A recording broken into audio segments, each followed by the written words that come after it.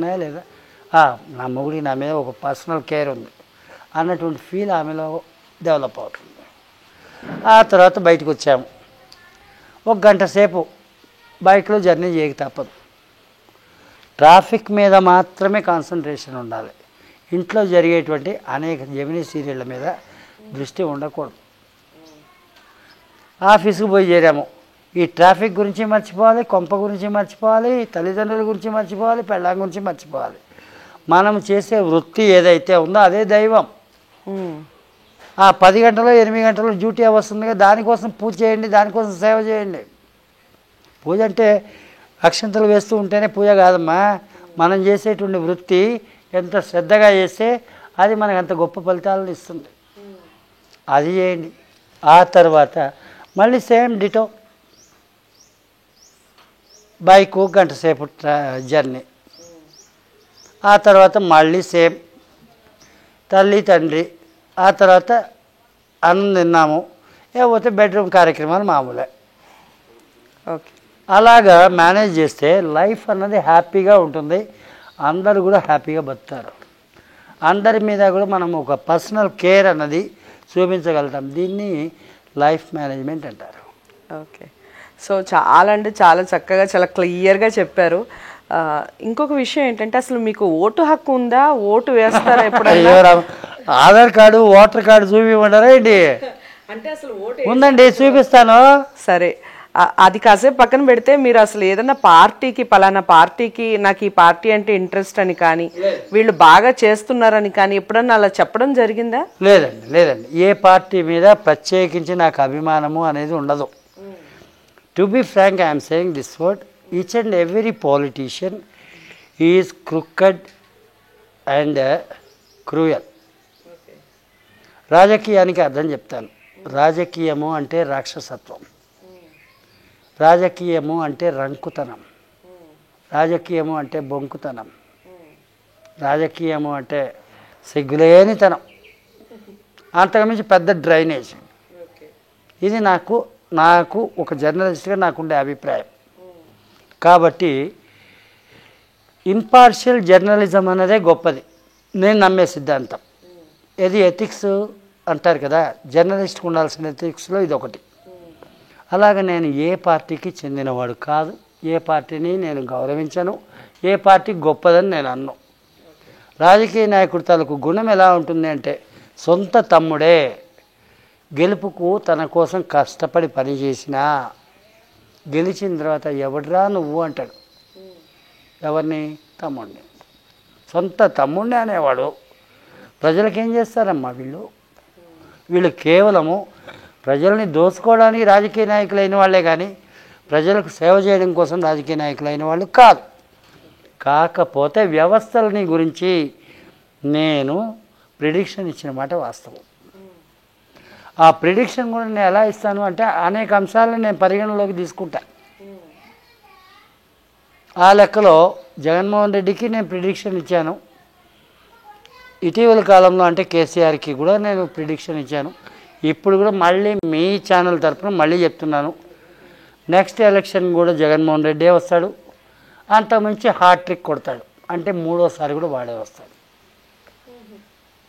Okay. లేకపోతే కేసీఆర్ ఆయన బతికుండగా టీఆర్ఎస్ని ముట్టగలిగిన ధైర్యము సామర్థ్యము ఎవరికి లేదు. ఇది కూడా క్లారిటీ. సో 2 స్టేట్స్ గురించి బాగా చెప్పారు. అయితే మీరు జగన్మోహన్ రెడ్డి గారి గురించి ఒక కీలకమైన వ్యాఖ్య ఏంటంటే, 3 సార్లు హ్యాట్రిక్ కొడతారు అని చెప్పారు. సో గుడ్ న్యూస్ అందరికీ, వైఎస్ఆర్సీపీ అభిమానించే ప్రతి ఒక్కళ్ళకి అది గుడ్ న్యూస్ అవుతుంది. అయితే ఈ మధ్య కాలంలో వైఎస్ఆర్సీపీ వచ్చిన తర్వాత ఆల్రెడీ పేరున్న ఎన్టీఆర్ యూనివర్సిటీని పేరు మార్చడం జరిగింది. చాలామంది దాన్ని వ్యతిరేకిస్తూ ఉన్నారు. మీరు ఎలా చెప్తారు దాని గురించి? అంటే ఆల్రెడీ ఒక పేరు ఉన్నదాన్ని ఈ గవర్నమెంట్ వచ్చిన తర్వాత ఈ పేరు మార్చడం, మళ్ళీ ఆ గవర్నమెంట్ మారగానే మళ్ళీ ఇంకో పేరు పెట్టడం, ఇలా పేర్లు మారుస్తూ పోతే జనానికి అసలు ఏం చెప్తున్నారు? ఈ విషయానికి సంబంధించి చెప్పాలంటే, ఎన్టీఆర్ యూనివర్సిటీని పేరు మార్చారు అని అంటే, యూనివర్సిటీయే కదమ్మా. యూనివర్సిటీ అనేది ఏంటి? It is a part and parcel of infrastructure. It is a part and parcel of infrastructure. అది ఒక బిల్డింగ్ మాత్రమే, దానికి పేరు మారితే ఏంటి, ఊరు మారితే ఏంటి, ఏమి డిఫరెన్స్ ఏం రాదు. కానీ ఇక్కడ నేను చాలా క్లియర్ చెప్తా, కృష్ణా జిల్లా అన్నది ఈనాటిదా చెప్పండి. స్వాతంత్రం రాకముందు నుంచి కూడా ఇది కృష్ణా జిల్లే. ఆ కృష్ణా జిల్లాని ఎన్టీఆర్ డిస్ట్రిక్ట్గా మార్చాడంటే సొంత అల్లుడు చేయలేని పని జగన్మోహన్ రెడ్డి చేశాడు. ఇందులో తప్పేముంది, వెనక్కి తగ్గేదేముంది. సో మంచి పనే చేశారండి. మంచి పనే. ఒక ఏరియాని కృష్ణా జిల్లాని ఎన్టీఆర్ డిస్ట్రిక్ట్గా మార్చాడంటే గ్రేట్ అమ్మా. అది అర్థం తెలియనటువంటి వాళ్ళు, మూర్ఖులు, వాళ్ళు మాట్లాడేటువంటి మాటలే. ఎన్టీఆర్ యూనివర్సిటీని వేరే పేరు మార్చాడు, భ్రష్టు పట్టించాడు, నాశనం చేశాడు. ఇదంతా ఏంటంటే part and parcel of politics, అంతకు మించింది ఏమీ కాదు. ఓకే. సో మీరు సినిమాలు చూస్తారా? సూపర్గా. సీరియల్ చూస్తారా? అబ్బే అస్సలు చూడరు? అస్సలు చూడండి. సరే, సినిమాలు ఏ సినిమాలు ఎక్కువగా ఇష్టపడతారు? ఈ మధ్యకాలంలో చూసిన సినిమాల గురించి చెప్తాను. బాహుబలి చూశాను. నాకు రెండు వర్షన్స్ నచ్చింది. First version, second version. రక్త కన్నీరు నాగభూషణం అది చూశాను, అంటే యూట్యూబ్లో. ఆ తర్వాత ఈ మధ్యకాలంలో అంటే బింబిసారా చూశాను. అంతకు ముందు RRR అది చూశాను. Komaram Bheemudo it is my favourite song. ఆ సాంగ్ చేసిన దానివల్లే జూనియర్ ఎన్టీఆర్కి ఆస్కార్ అవార్డు కూడా వచ్చిందంటారా? వచ్చింది. నామినేట్ అయ్యారా? నామినేట్ అయ్యాడు అంటే ఆల్మోస్ట్ వచ్చినట్టే. అంతకుముందు చెప్పాలంటే ఇట్ ఈజ్ ఆల్ ఫిక్స్ అయితేనే నోటిఫికేషన్ వస్తుంది, లేదంటే రాదు. So junior NTR Oscar award తీసుకుంటారు. ఓకే. మీ ఫేవరెట్ హీరో ఎవరు? నాకు favourite hero senior NTR. Senior NTR. Okay. నా హీరోయిన్ భూతో నా భవిష్యత్. ఏదైనా డైలాగులు గుర్తున్నాయా మీకు ఆయన చూసిన సినిమాల్లో? ఏమంటివి అదొక్కటే గుర్తుంది.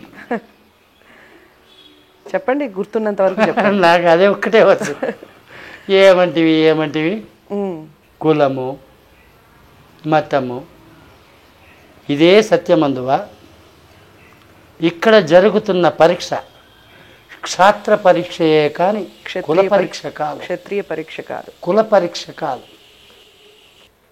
గురు పాండవులకందరికీ గురువు అయినటువంటి ద్రోణుడిది ఏ కులమో, కుండల నుంచి పుట్టినవాడికి ఏ కులమో, ఇవన్నీ ఇలాగే ఉంటాయి, పొడి పొడిగా ఉన్నాయి. నేను పట్టలేదు, నాకు గుర్తుందని చెప్పాను. ఓకే. మీ హీరోయిన్ ఏ హీరోయిన్ ఇష్టం మీకు? నాకు ఎవరు ఇష్టం లేదా? అంటే సినిమాలు మహా అయితే సావిత్రి ఇష్టం. ఓకే.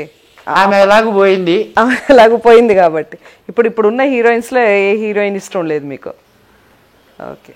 సో మీరు ఒక అఘోరి అయ్యుండి ఇంత ఫ్రీగా, ఇంత సోషల్ పర్సన్గా చక్కగా మాట్లాడారు. ఎక్కడ ఏ విషయంలో కూడా తడబాటు లేకుండా నిక్కచ్చిగా హ్యాపీగా మీ వాయిస్ని వినిపించారు. Thank you so much. Her her Mahadev, Shambho Shankar.